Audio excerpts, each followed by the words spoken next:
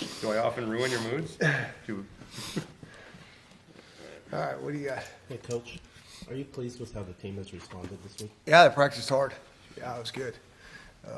Just got off the field, and those guys did a nice job. And on this day, we kind of spent a little extra time with the young guys and kind of run our stuff. And so that's always a good time to be out there with those guys. Do you know any more about Richard Newton's status going forward? He's still, there's no surgery or anything like that at this point, so we're just rehabbing. But probably out a few weeks. Probably week to week. Shocker. How much did you, kind of going back to Saturday, notice that maybe the energy, the emotion maybe wasn't there for the Stanford game? And how much have you kind of talked about that since then? I don't agree with that. You don't? I think Okay. the kids played hard, and like I said, we just didn't execute well enough. These guys care. They play with emotion. They play with passion, and we just didn't execute well enough. And that's where we go. We go back to the drawing board, and got to make a few plays here and there, and scheme them a little different, and all those type of things. But the guys play hard. Some of the defensive guys talked about maybe the pad level fundamentals not being there on Saturday. How much extra time have you spent in that regard since then? We always spend an ample amount of time on that, and sometimes that's like the smelling salts, like waking you up. Miles Bryant comes up and fits a guy really well, and the guy drops his pad level, and it's hard to wrap up sometimes. So we go back to it, and he can now visualize that type of tackle when he's wrapping up, and so those are some of the things that kind of wake you up a little bit. But we're always spending time on the fundamentals for sure. On Monday, you mentioned playing to your strengths offensively. How would you really define, what this offense does really well right now? Well, you like to think we can run the ball a little bit, and we got to get the pass game going a little bit more.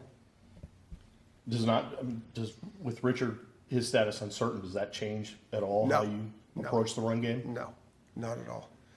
So we got 3 running backs, and we roll. How do you recreate Khalil Tate's ability? That's a hard one.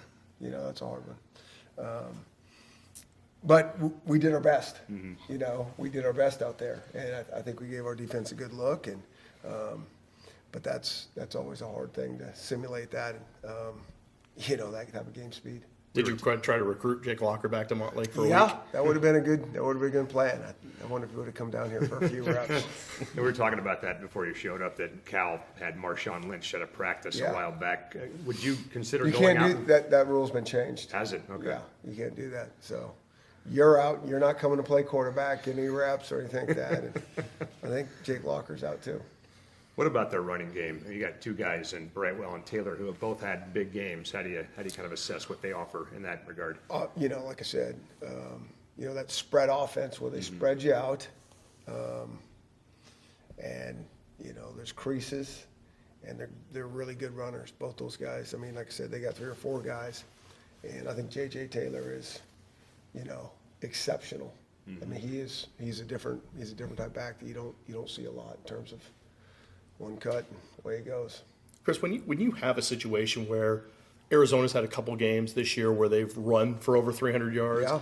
and then Khalil Tate just threw for over 400 yards the Yeah. last game. When you're trying to scheme defensively, how do you picking your poison seems to be the cliche, but how do you go about doing that? I mean, it's no different. It doesn't matter if you're playing Hawaii, Washington State. It always starts with the run. You got to be able to stop the run, and then you go from there. Because if they're doing both really well, you have no chance. And so you try to stop the run. You're going to mix up things, and then you're going to have to make plays on the ball, and you're going to have to tackle well.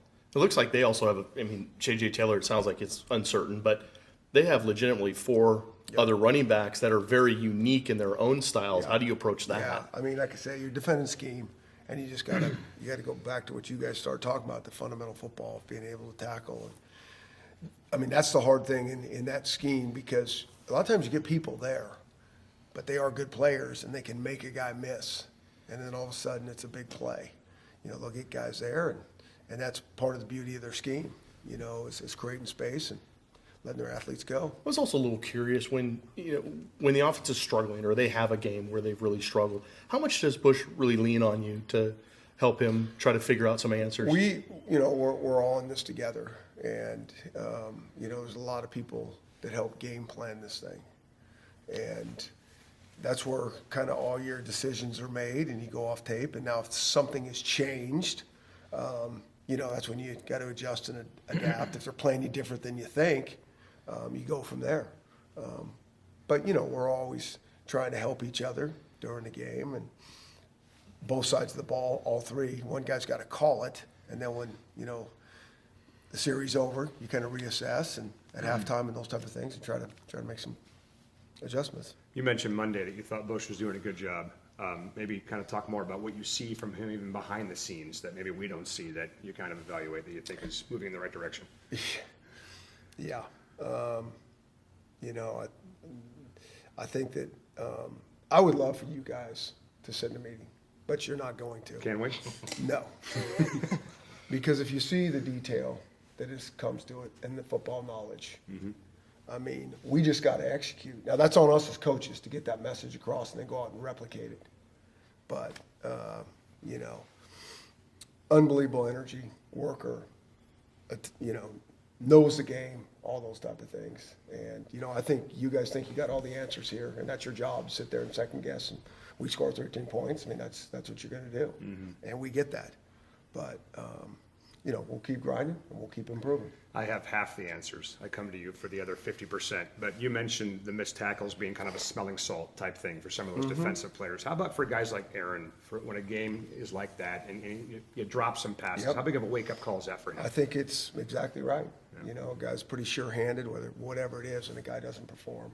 I mean, I think if you're a competitor, it kind of wakes you up and snaps you back to, okay, I got to get a little more focused and, finish the play. And, it's what happens is sometimes guys are pressing. They're trying to make a play. I mean, it's not like they're casual. It's not like they haven't been, it's like they're trying to make a play. That's what drop balls are. Guys are trying to run before they catch it. And so that's where you got to take the step back. And it's, all of our little coaching terms of eyes on the crosshairs and all those type of things, just got to get programmed into them. What are you seeing from Chico?